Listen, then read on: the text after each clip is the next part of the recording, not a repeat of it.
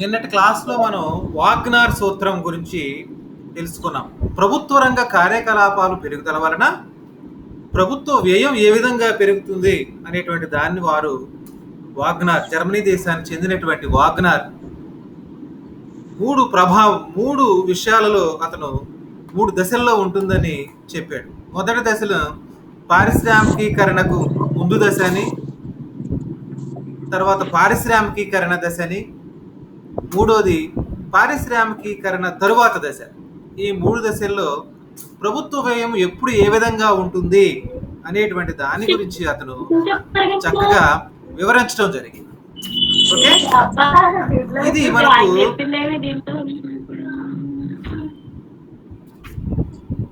అయితే ఇతను చెప్పినటువంటి ఈ యొక్క సిద్ధాంతాన్ని కొంతమంది ఆర్థికవేత్తలు విమర్శించి ప్రభుత్వ వ్యయ పెరుగుదలకు ఇంకా అనేకమైనటువంటి కారణాలు ఉంటాయని చెప్పడం జరిగింది. అందులో మనకి మొట్టమొదటిది ఈ విమర్శించినటువంటి వారు పీకాక్ వైజ్మన్ అనేటువంటి ఆర్థికవేత్తలు ఇరువురు. ఈ పీకాక్ వైజ్మన్ అనేటువంటి ఆర్థికవేత్తలు ఇరువురు కూడా బ్రిటన్ దేశంలో ఈ ప్రభుత్వ వ్యయం ఎలా పెరిగింది అనేటువంటి దాన్ని వాళ్ళు పరిశీలించి చక్క సిద్ధాంతాన్ని పీకాక్ వైజ్మన్ల పరికల్పన, పీకాక్ వైజ్మన్ హైపోథీసిస్ అనేటువంటి దాన్ని వాళ్ళు ప్రతిపాదించారు. ఈ పీకాక్ వైజ్మన్ల పరికల్పన 20వ శతాబ్దంలో, ముఖ్యంగా మనకి 2వ దశకంలో అంటే 1960 తర్వాత ఇంగ్లాండ్ దేశంలో ఈ ప్రభుత్వ వ్యయం ఎలా పెరుగుతూ ఉంది అనేటువంటి దాన్ని వాళ్ళు పరిశీలించి ఈ ప్రభుత్వ వ్యయం అనేటువంటిది ఒకేసారి పెరగలేదు.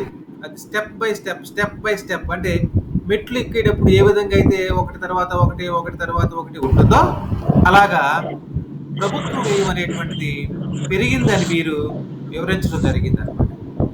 దీనికి సంబంధించినటువంటి వాళ్ళు ఈ పీకాక్ వైజ్మన్లు 3 విషయాలను వాళ్ళు 3 ప్రభావాలు, ప్రభుత్వ వ్యయం పెరుగుదలకు గల ప్రధానంగా 3 ప్రభావాల వల్ల ప్రభుత్వ వ్యయం అనేటువంటిది పెరుగుతుందని వారు విశదీకరించడం జరిగింది అనమాట. ఆ ప్రభావాలు ఏంటో ఒకసారి మళ్ళీ మనం తెలుసుకుందాం. చూడండి అమ్మా, ఈ పీపీటీ షేర్ చేస్తున్నాను, ఒక్క నిమిషం చూడండి.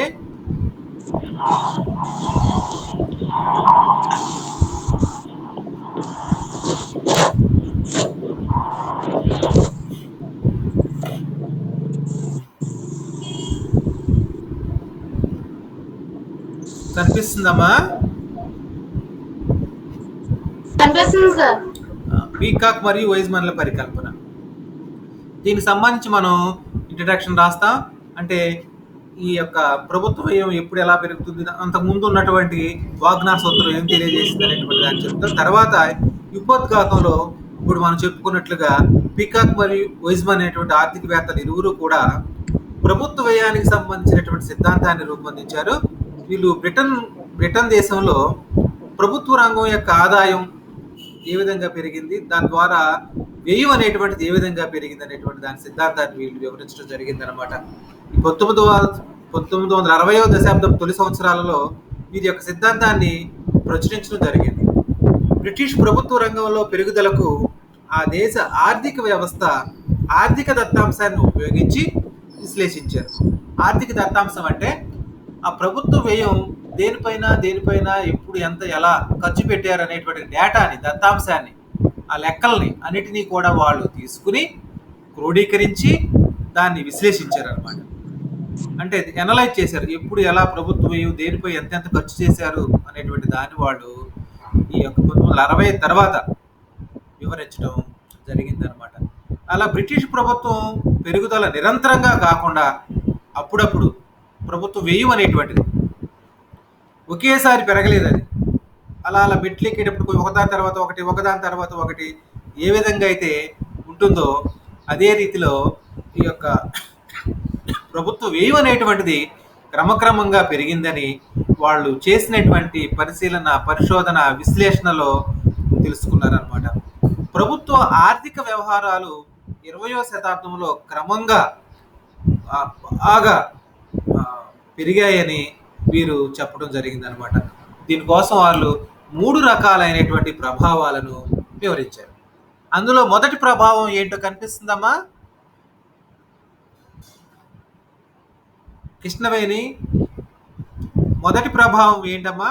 ప్రభుత్వ వ్యయం పెరుగుదలకు వాళ్ళు 3 ప్రభావాలను తెలియజేశారు. మొదటి ప్రభావం ఏంటి కృష్ణవేణి? Very good, కనిపిస్తుందమ్మా? తొలగింపు ప్రభావం. ధనలక్ష్మి, రెండోది ఏంటమ్మా? కేంద్రీకరణ ప్రభావం. వెరీ గుడ్, కాన్సన్ట్రేషన్ ఎఫెక్ట్ అంటాం. మూడోది పరిశీలన ప్రభావం. రమాదేవి ఉందమ్మా? మూడోది ఏంటమ్మా రమాదేవి?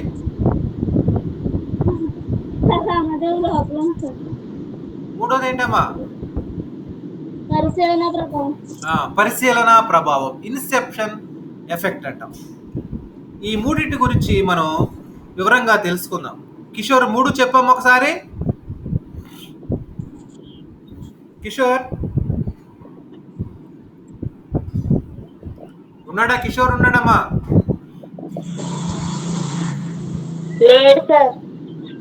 జాయిన్ అయ్యాడు ఇందాక?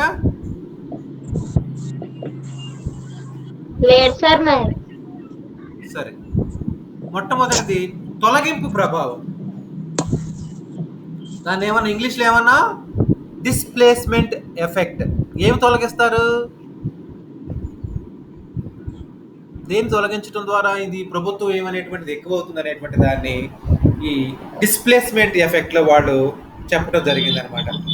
అప్పుడు బ్రిటిష్ ప్రభుత్వం వారు ప్రపంచంలోని అన్ని దేశాల్లో కూడా తమ పరిపాలన సాగించేవాళ్ళు. ఉదాహరణ, మన దేశంలోనే వాళ్ళు 1947 వరకు కూడా పరిపాలన చేశారు వాళ్ళు, బ్రిటిష్ వాళ్ళు వలస ప్రభుత్వాలుగా ఏర్పడి. అలా ప్రపంచవ్యాప్తంగా కూడా వాళ్ళు చాలా దేశాలలో వలస సామ్రాజ్యాలను ఏర్పాటు చేసుకుని వారే ప్రభుత్వాలను నిర్వహించేటువంటి వాడు కదా.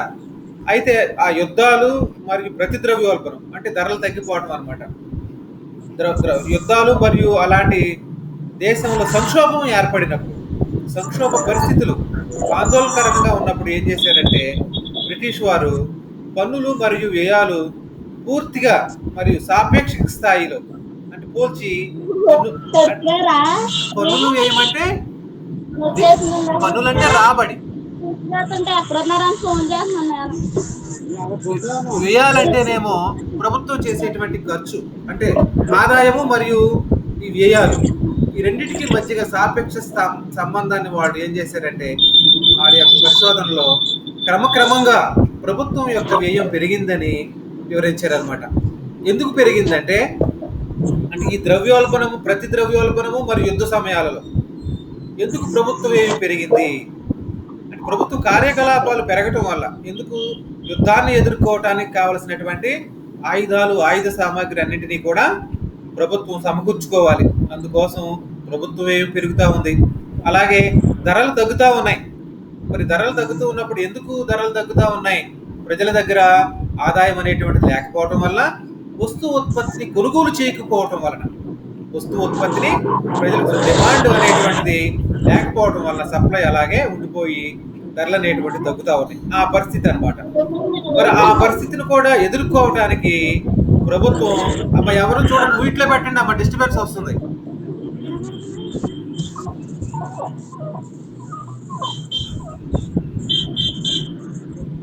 అలాంటి పరిస్థితులను ఎదుర్కోవడానికి ప్రభుత్వం వ్యయాన్ని అనేటువంటిది ఎక్కువగా, ప్రభుత్వ కార్యకలాపాలకు ఎక్కువగా చేయటం అనేటువంటిది జరుగుతుంది అనమాట. అలాగే ఈ పన్నులు మరియు వ్యయాలు కంటే ప్రస్తుత పన్నులు మరియు స్థాయి కూడా ఎక్కువగా ఉంటుందని వారు చెప్పారనమాట.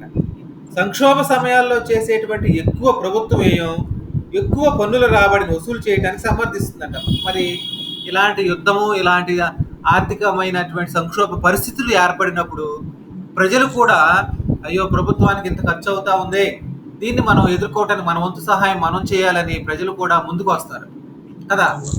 అంటే ఇప్పుడు చూడండి, మన దేశంలో కరోనా విపత్కర పరిస్థితులు ఎదుర్కోవటానికి చాలా మంది ఈ యొక్క దానం అని ప్రభుత్వానికి, ప్రజలకు సహాయం చేస్తూ ఉన్నారు. ప్రజలకు ముఖ్యంగా మనకి సోను సూద్ లాంటి వాటి సినిమా యాక్టర్స్ కూడా ప్రజలకు. మౌనిక, డిస్టర్బెన్స్ వస్తుంది, మ్యూట్ చేయమ్మా. సార్ నాది మ్యూట్ లోనే ఉంది సార్. మరి ఎవరు ధనలక్ష్మ? అవును సార్. సార్ అవును సార్, మర్చిపోయానండి.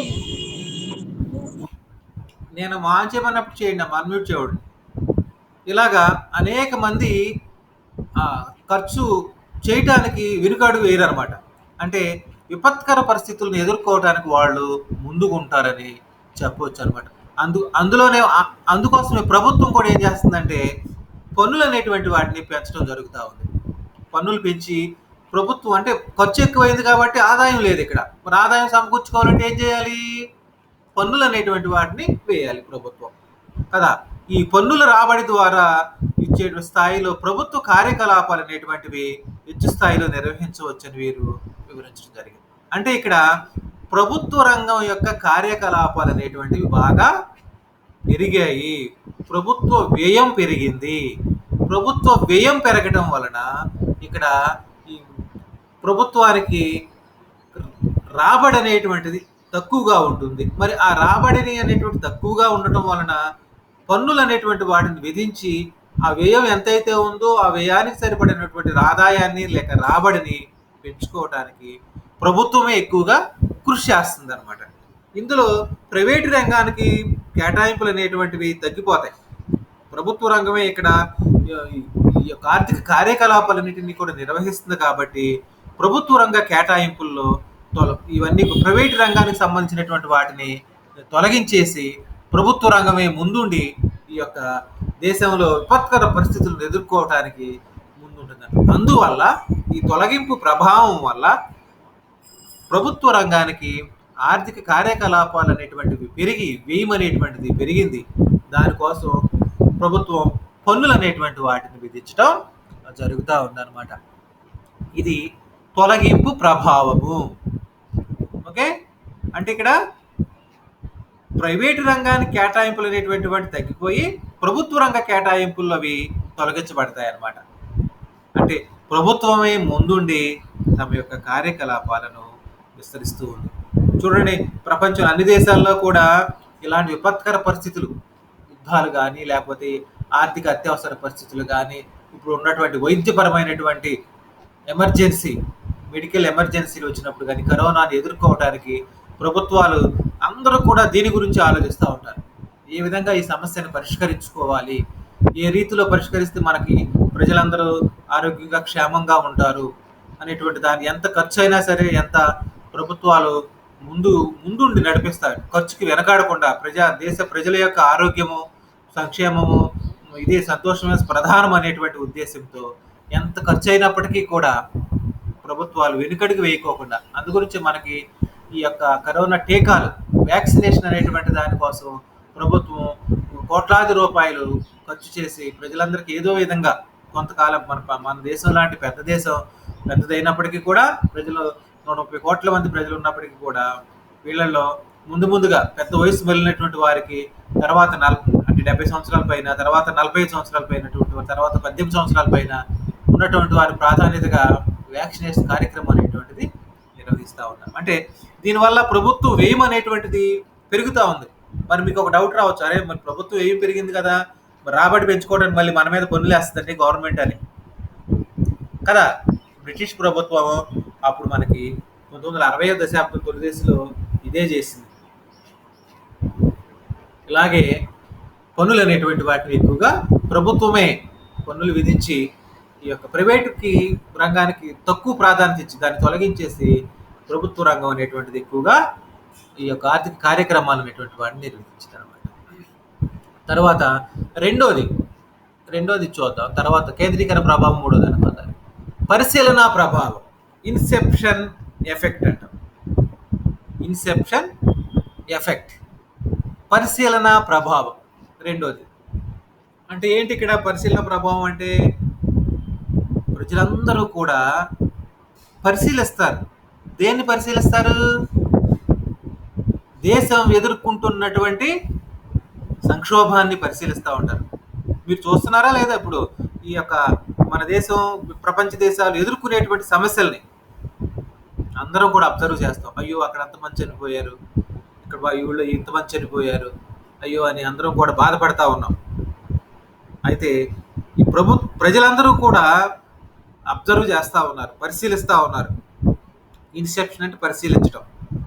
ఎందుకు ఏం పరిశీలిస్తున్నారంటే దేశం ఎదుర్కొంటున్నటువంటి సమస్యలను ఏ విధంగా ఎదుర్కొంటుంది, సామాజిక సంక్షోభం తరువాత ఈ సంక్షోభం వచ్చింది, మరి సంక్షోభం నుంచి బయటపడాలి. ముందు ఈ వైరస్ తరిమి కొట్టాలి. అలాంటి దీనిపైన అందరూ కూడా యుద్ధం చేస్తూ ఉన్నారు, ప్రజలందరూ కూడా దీంతో. మరి ఇలాంటి పరిస్థితిని ఎదుర్కోవడానికి ప్రజలు సంసిద్ధులు అవుతారు అనమాట, సిద్ధపడతారు. ముందు సిద్ధపడి ఏం చేస్తారు చూడండి, సామాజిక సంక్షోభం తరువాత ఎక్కువ పన్నుల భారాన్ని మోయడానికి ప్రజలు సిద్ధపడతారనమాట. అంటే ఇక్కడ దేశం విపత్కర పరిస్థితులు ఎదుర్కొంటూ ఉంది, ప్రభుత్వం దాన్ని ప్రజలందరూ కూడా పరిశీలిస్తారు. పరిశీలించి ప్రభుత్వం వ్యయం పెరుగుతూ ఉంది ఈ సంక్షోభాన్ని ఎదుర్కోవడానికి, మరి ప్రభుత్వ రాబడిని పెంచుకోవడానికి ప్రభుత్వం ఏమైనా పన్నులు విధించినట్లయితే ఆ పన్నులను మేము కట్టడానికి మేము సిద్ధపడతాము. ఇంతవరకు నిర్లక్ష్యం చేయబడినటువంటి ఇలాంటి పరిస్థితులు, యుద్ధాలు కానీ, ద్రవ్యోల్బణం కానీ, సామాజిక సమస్యల పరిష్కారాలకి ప్రజలు వెతుకుతూ ఉంటారు. అనేక మంది శాస్త్రవేత్తలు, అనేక మంది ఈ యొక్క పెద్దలు దీనిపైనే పరిశోధనలు చేస్తూ ఉంటారు, ఆర్థికవేత్తలు వీళ్ళందరూ కూడా.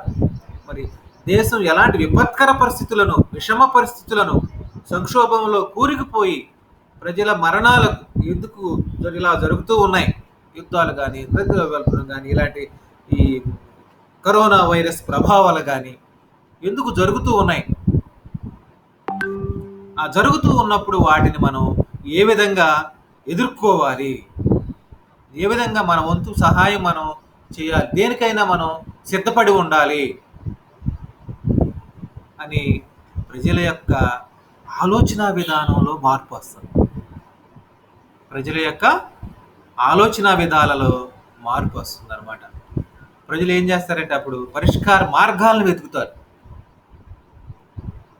అంటే ఒక సమస్య వచ్చింది, ఆ సమస్యకు కారణాలు ఏంటని ప్రజలందరూ కూడా విశ్లేషిస్తారు, ఆలోచిస్తారు, ఆ కారణాలను పరిశీలిస్తారు, ఎందుకు ఇలా జరుగుతుందని పరిశీలించి దీని ప్రభావం వలన దేశం ఎదుర్కొనేటువంటి సమస్యలను వారు ఎదుర్కోవటానికి ముందు ఉంటారు. ముందుండి తద్వారా దేశ ఆర్థిక అభివృద్ధిని పెంచడానికి ప్రయత్నం చేస్తారు. ఎలాగా? ప్రజలు ఎప్పుడైతే పరిశీలించి తమ సమస్యలను పరిష్కరించుకోవాలని సిద్ధపాటు ఉంటుందో ఆ సమయంలోనే ప్రభుత్వాలు కూడా ప్రభుత్వం యొక్క వ్యయం పెంచుకోవటానికి, రాబడి పెంచుకోవటానికి పన్నులు అనేటువంటి దాన్ని ఒక మార్గంగా చూసుకుని ప్రభుత్వాలు కూడా ఈ యొక్క సమస్యలను పరిష్కరించాలనేటువంటి ఉద్దేశంతో పన్నుల భారాన్ని వేస్తా ఉంది.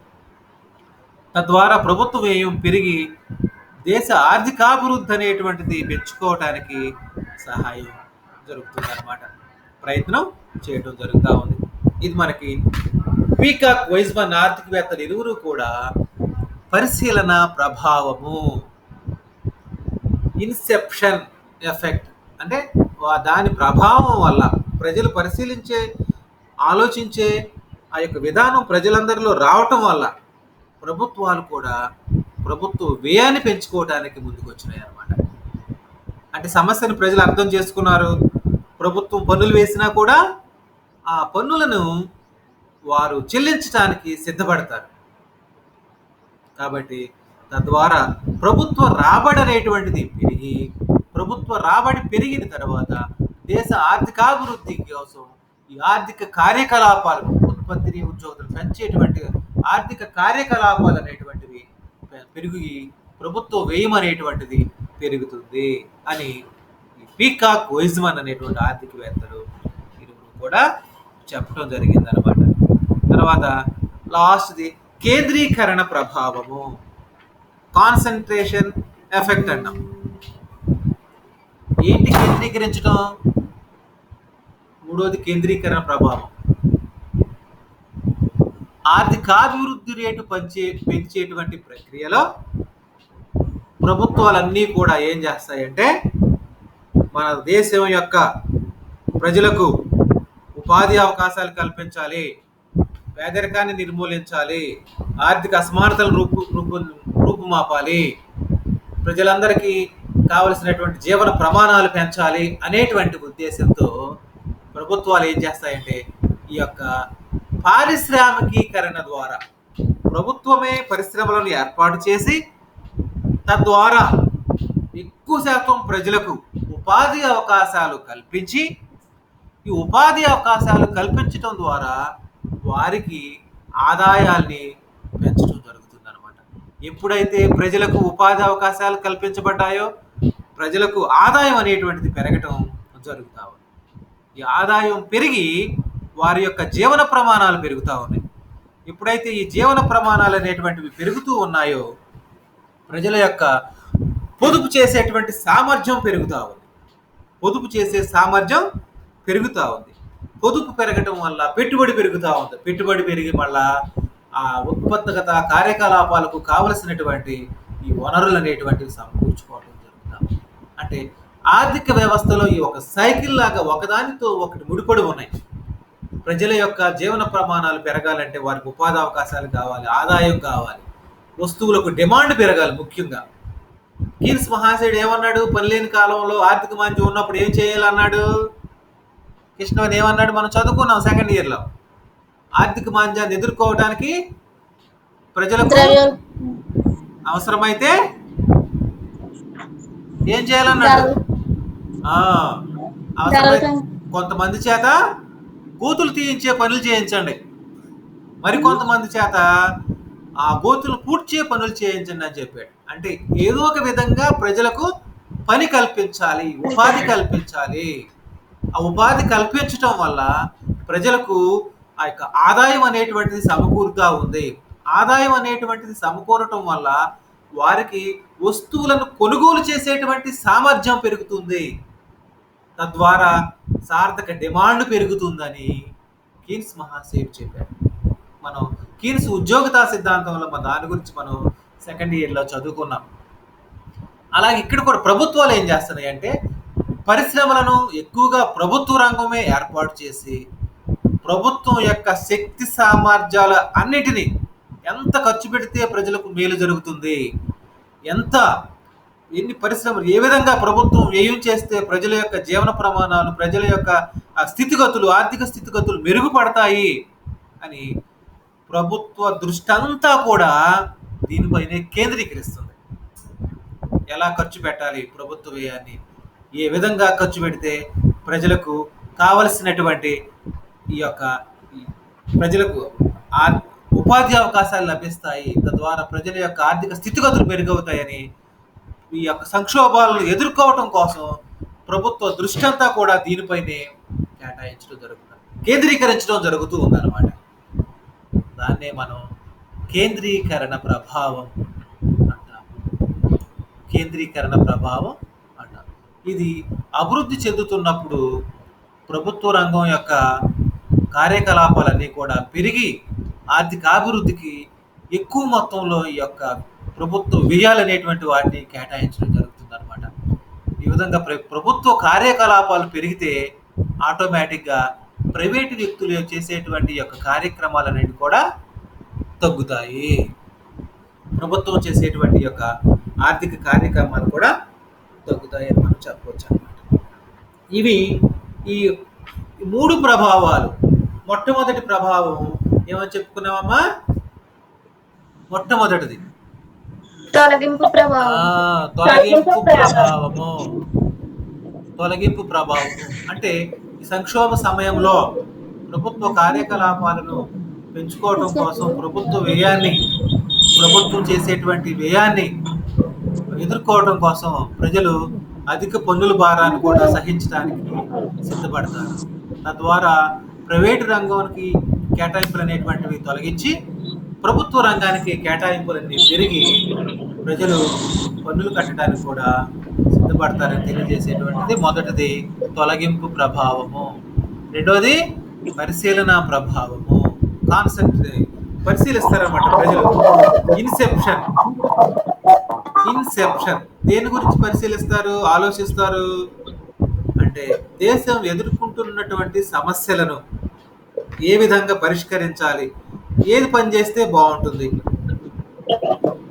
తద్వారా ప్రజలందరికీ కావాల్సినటువంటి సౌకర్యాలు సమకూరుతాయి, దేశం ఈ సంక్షోభ సమయం నుంచి బయటపడతా ఉంది. అలాగా పరిశీలించి వారు ఏం చేస్తారంటే ఒక నిర్ణయానికి వస్తారు. మేము కూడా ఈ యొక్క సంక్షోభాన్ని ఎదుర్కోవడానికి మన వంతు మా సహాయం నేను కూడా చేయాలి అని ప్రజలందరూ కూడా ముందుకు రావడం జరుగుతుంది అన్నమాట. తద్వారా వారు ప్రభుత్వం విధించేటువంటి పన్నులను చెల్లించడానికి ఇష్టపడతారు. ప్రభుత్వం విధించేటువంటి పన్నులను చెల్లించడానికి ఎప్పుడైతే వీరు సిద్ధపడ్డారో అప్పుడు ఈ ప్రభుత్వానికి ఆదాయం అనేటువంటిది రావడం జరుగుతూ ఉందన్నమాట. ఇలాగా యుద్ధాలు, ప్రతిద్రవ్యోల్బణం, సామాజిక సమస్యలకు పరిష్కారం ఎత్తుకోవడానికి ప్రజలందరూ కూడా ప్రయత్నం చేస్తారన్నమాట. తద్వారా ఆర్థికాభివృద్ధి అనేటువంటిది జరగటం మొదలవుతా ఉంది. తర్వాత కేంద్రీకరణ ప్రభావము. కేంద్రీకరణ ప్రభావము అమ్మా, ఎవరు డిస్టర్బెన్స్ వస్తుందమ్మా? ఆర్థికాభివృద్ధి రేటు పెంచేటువంటి ప్రక్రియలో ప్రభుత్వాలు వాటి దృష్టినంతా కూడా దేనిపైన కేటాయిస్తాయంటే, కేంద్రీకరిస్తాయంటే కాన్సన్ట్రేషన్ అంతా కూడా ప్రభుత్వాల దృష్టి అంతా కూడా ఈ యొక్క సంక్షోభాన్ని ఏ విధంగా ఎదుర్కోవడానికి, సమస్యలను పరిష్కరించుకోవడానికి పరిష్కార మార్గాలను ఏ మార్గం అయితే బాగుంటుందని దీనిపైనే వీళ్ళందరూ కూడా కేంద్రీకరించడం జరుగుతూ ఉన్నారు. ప్రభుత్వాల దృష్టి సంక్షోభం నుంచి బయటపడాలి, ఈ విపత్తు నుంచి, విపత్కర పరిస్థితుల నుంచి బయటపడాలి అనేటువంటి ఆలోచనలతో వీళ్ళందరూ కూడా ఏ పని చేస్తే బాగుంటుంది, ఎలా చేస్తే బాగుంటుందని ఆలోచించి ప్రభుత్వం ఈ యొక్క పరిశ్రమలను ఎక్కువగా ఏర్పాటు చేయటం వలన, ప్రభుత్వ రంగంలోనే పరిశ్రమలను ఎక్కువగా ఏర్పాటు చేయటం వలన ఈ యొక్క సమస్యను ఎదుర్కోవడానికి పరిష్కారం ఏర్పడుతుంది, మార్గం తెలుసుకోవచ్చని వీరు తలంచారనమాట. అంటే ప్రభుత్వ కార్యకలాపాలు ఎక్కువ మొత్తంలో ఈ యొక్క పరిశ్రమలను ఏర్పాటు చేయడం వల్ల ఈ యొక్క వ్యయం, ప్రభుత్వ వ్యయం పెరిగి తద్వారా ఆర్థికాభివృద్ధి జరుగుతుంది. ఇక్కడ ప్రైవేటు రంగం యొక్క కార్యకలాపాలు తగ్గుతాయి. ప్రభుత్వం దృష్టి అంతా కూడా దీని మీదే కేంద్రీకరించింది కాబట్టి ఈ సమయంలో, విపత్కర సమయంలో ప్రభుత్వం యొక్క కార్యకలాపాలన్నీ ఈ పరిశ్రమలు ఏర్పాటు చేసుకోవడానికి వ్యయం అనేటువంటిది పెరిగిందని చెప్పవచ్చు. ఇది కేంద్రీకరణ ప్రభావం. ఈ 3 ప్రభావాలు. ఇప్పుడు ఒక్కొక్కటి నేను అడుగుతాను, ఒక్కొక్కలో 3 చెప్పండి అమ్మ, సరేనా? ఫస్ట్ ఎవరు చెప్తారు 3 ప్రభావాలు?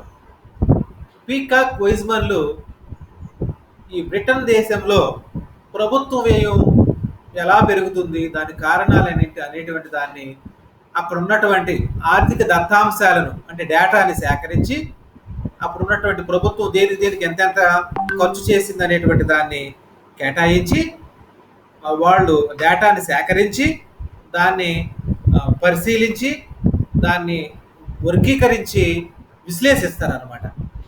ఈ డేటాని, ప్రభుత్వం చేసినటువంటి ఖర్చుని, వ్యయాన్ని, ఈ యొక్క విపత్కర పరిస్థితులు రాకముందు ప్రభుత్వం వ్యయం ఎంత ఉంది, విపత్కర పరిస్థితులు వచ్చినప్పుడు, యుద్ధం లాంటి పరిస్థితులు వచ్చినప్పుడు ప్రభుత్వ వ్యయం ఏ విధంగా పెరిగింది, దేనికి ఎంత పెరిగింది అనేటువంటిది వీళ్ళు ఆ యొక్క దత్తాంశాన్ని సేకరించి చక్కటి వివరించి 3 అంశాలు దీనికి ప్రధాన కారణము, 3 ప్రభావాలు ఉన్నాయని, ప్రభుత్వం వ్యయం పెరుగుదలకు 3 ప్రభావాలు ఉన్నాయని వాళ్ళు తెలియజేయడం జరిగిందనమాట.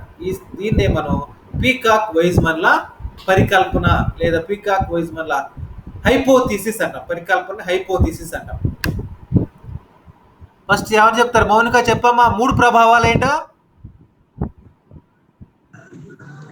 తొలగింపు ప్రభావం సార్, పర్యవేక్షణ ప్రభావం సార్, పరిశీలన, ఇన్సెప్షన్, పరిశీలన సార్, పర్యవేక్షణ కాదు, పరిశీలన. పరిశీలన ప్రభావం, కేంద్రీకరణ ప్రభావం. Very good, concentration effect. Next Dhanalakshmi. తొలగింపు ప్రభావం సార్, పరిశీలన ప్రభావం, కేంద్రీకరణ ప్రభావం. Very good. Next Krishnaveni.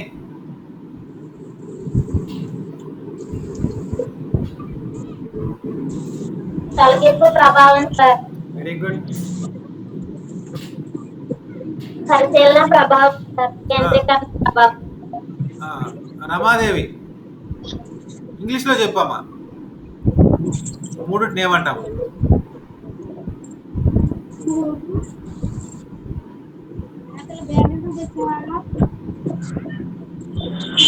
Sir తెలుగులో చెప్తాను సార్. సరే చెప్పు. తొలగింపు ప్రభావం సార్. పరిశీలన ప్రభావం. కేంద్రీకరణ ప్రభావం. నెక్స్ట్ కిషోర్ ఉన్నాడమ్మా? కిషోర్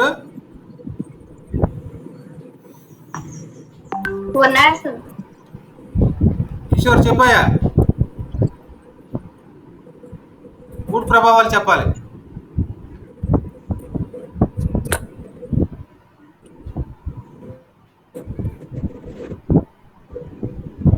కిషోర్ వినిపిస్తుందా? వింటున్నావా? లెఫ్ట్ అయిపోయాడు సార్. మళ్ళీ జాయిన్ అయ్యాడుగా. మళ్ళీ వెళ్ళిపోయాడు సార్.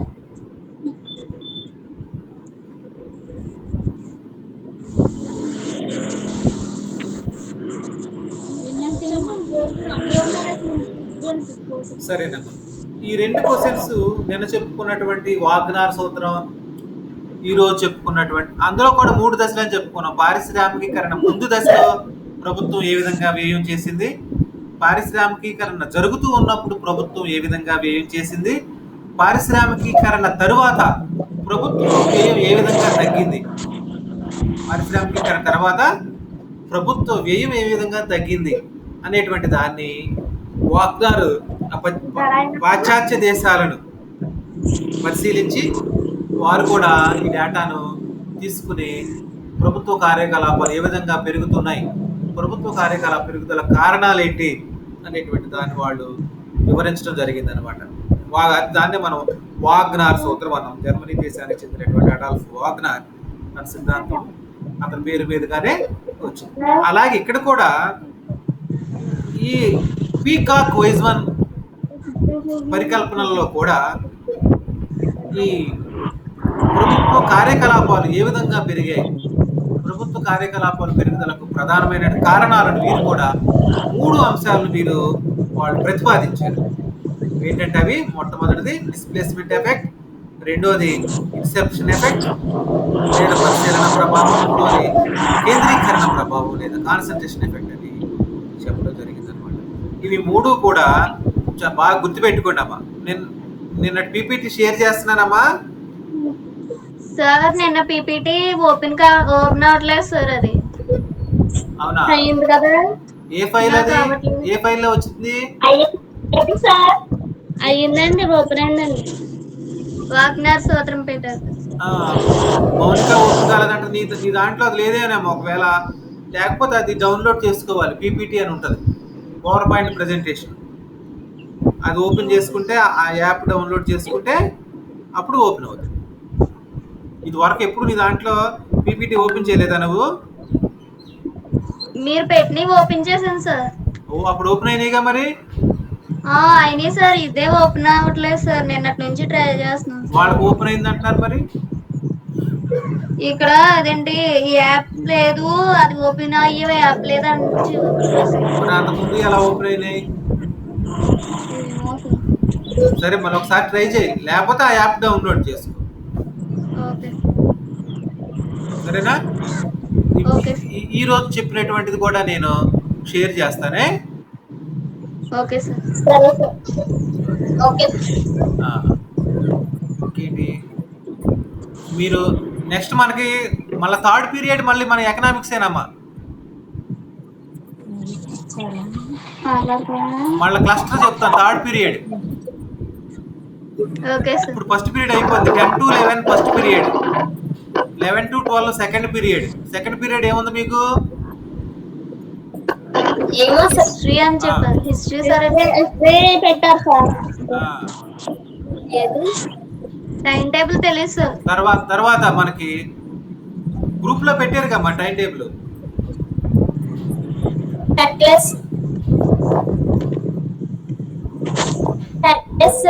సరే సరే. తర్వాత మనకి ఈ థర్డ్ పీరియడ్ కూడా తీసుకుంటాను. మళ్ళీ లింక్ పంపుతానమ్మా, అందరూ జాయిన్ అవ్వండి. సరేనా? Okay sir. ఇంకేం డౌట్ ఏమి అడగండి ఈ వాళ్ళు చెప్పినటువంటి టాపిక్ సంబంధించి పీకాక్ వైజ్మన్ పరికల్పనకు సంబంధించి.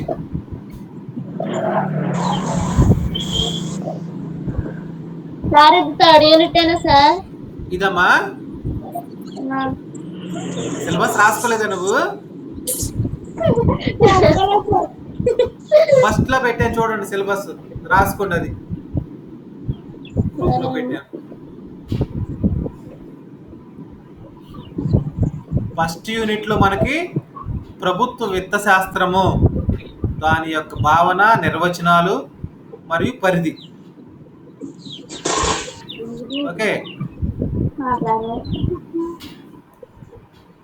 రెండోదంతా కూడా ప్రభుత్వ రాబడి మార్గాలు, ఆదాయ రాబడి మార్గాలు, సోర్సెస్ ఆఫ్ పబ్లిక్ రెవెన్యూ, అంటే మొత్తం అంతా కూడా ప్రభుత్వ రాబడికి సంబంధించి ఉంటుంది. Second unit. థర్డ్ యూనిట్ అంతా కూడా ప్రభుత్వ వ్యయానికి సంబంధించి ఉంటుంది. ప్రభుత్వ వ్యయంలో మనం ఏమేమి చెప్పుకున్నాం? ప్రభుత్వ వ్యయ వర్గీకరణ, ప్రభుత్వ వ్యయం అంటే ఏంటి నిర్వచనం చెప్పుకున్నాం. ప్రభుత్వ వ్యయాన్ని వివిధ ఆర్థికవేత్తలు ఏ విధంగా వర్గీకరించారు. తర్వాత ఈ ప్రభుత్వ వ్యయం పెరుగుదలకు కారణాలు ఏంటి, అదొకటి చూసుకున్నాం. మూడోది వాగ్నర్ సూత్రం తెలుసుకున్నాం, ప్రభుత్వ కార్యకలాపాల పెరుగుదల సూత్రం. నాలుగోది పీకాక్ వైజ్మన్ పరికల్పన. ఇది థర్డ్ యూనిట్.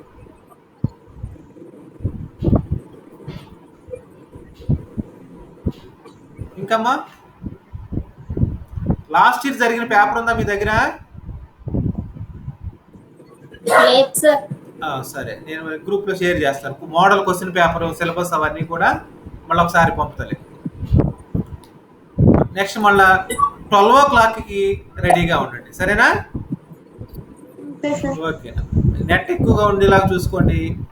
కరెంట్ పోతుందో లేకపోతే ఛార్జింగ్ లేకుండా ఉంటుంది చూడండి. ఛార్జింగ్ పెట్టుకోండి మొబైల్ ఫోన్స్ అన్ని. సరేనా? ఉంటాను మరి.